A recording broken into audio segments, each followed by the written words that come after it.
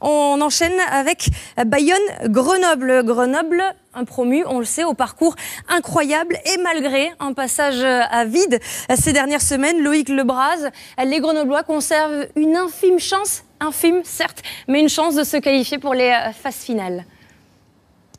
Oui, c'est vrai, mathématiquement, Isabelle, tout est encore imaginable. Mais cela supposerait pour les Grenoblois de remporter les 3 derniers matchs avec le bonus offensif. Autant dire, mission quasi impossible pour les joueurs de Franck Corillon et Fabrice Landreau, qui, malgré leur décontraction apparente, ne sont pas venus sur la côte basque en vacances.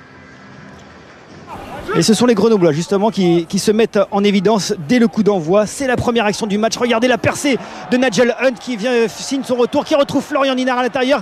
Gégène Bacher au soutien qui va peut-être inscrire le premier essai. Non, il est plaqué à quelques mètres de la ligne. Mais l'action n'est pas terminée. Jonathan Pélissier va pouvoir donner ce ballon à Blair Stewart qui d'un coup de pied magistral va servir Ben Hunt pour le premier essai de la rencontre après moins d'1 minute de jeu.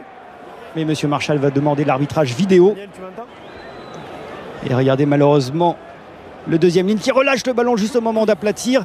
Grenoble qui n'arrive pas à concrétiser ces 10 premières minutes où ils dominent, où ils ont des occasions. Et c'est finalement les Bayonnais qui vont inscrire les premiers points avec une pénalité de Jacques-Louis Podguiter. Les Bayonnais qui remettent un petit peu la main sur le ballon. Et regardez cette action de classe de Joey Rokosoko qui sert Sam Gerber qui va s'arracher pour aller inscrire le premier essai de la rencontre après 20 minutes de jeu. Regardez la chistera de l'ancien All Black qui ouvre la porte à son ailier sud-africain avec la transformation. Cela fait 10-0. Les Bayonnais ont vraiment repris le jeu à leur compte dans cette première mi-temps et ils attaquent de toutes parts avec une nouvelle action dans les 22 mètres. Et derrière cette action, Rokosoko qui resserre intérieur cette fois-ci. Marvin O'Connor pour aller inscrire le deuxième essai après quelques minutes après le premier. Marvin O'Connor qui inscrit son 3e essai sur les 3 derniers matchs. Et vous avez vu une nouvelle fois qui a fait la passe décisive. C'est Joey Rokosoko.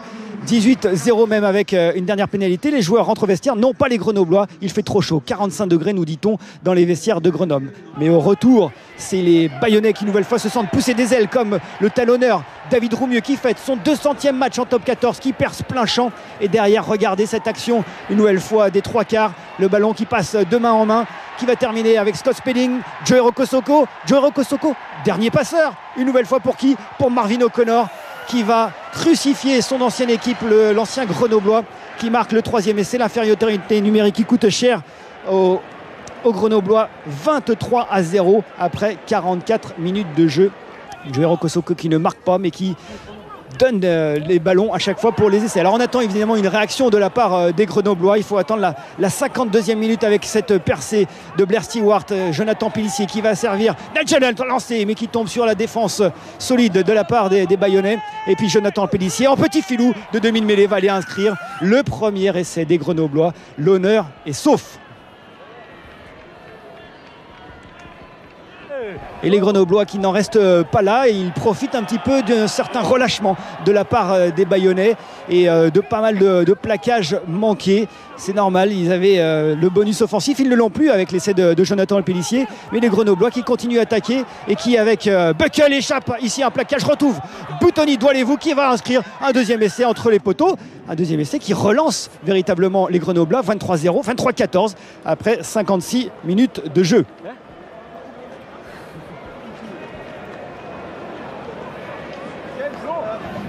Alors on a vu un essai de filou de demi-mêlée. Il y a des demi-mêlées qui font aussi parler leur puissance comme Mike Phillips et ses 100 kilos qui s'arrachent.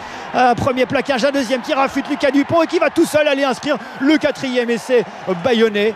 Regardez la grande puissance du demi de mêlée international gallois qui résiste à Lucas Dupont qui a échappé à 2 plaquages auparavant. 28-14 à l'heure de jeu. Les Bayonnais se relancent et se redonnent un petit peu d'air. Mais les Bayonnais vont écoper aussi d'un carton jaune. Il y en a eu un première mi-temps contre Roland Bernard. Un deuxième, cette fois-ci, c'est contre Dwayne Hare. Ça profite aux Grenoblois qui n'hésitent pas à relancer depuis leur en-but avec Lucas Dupont ici qui rafute Scott Spedding, qui accélère le futur Montpelliérain qui va inscrire malgré le retour de 2 défenseurs, va inscrire le 3e essai. Grenoble qui revient à 4 minutes de la fin de la rencontre à seulement 7 points des Bayonnais.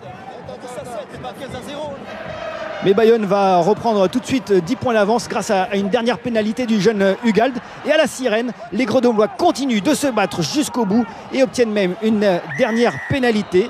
Une pénalité transformée par James Hart qui permet aux Grenoblois d'arracher le bonus défensif. Victoire finale donc de Bayonne qui pour la première fois de la saison a inscrit 4 essais devant son public.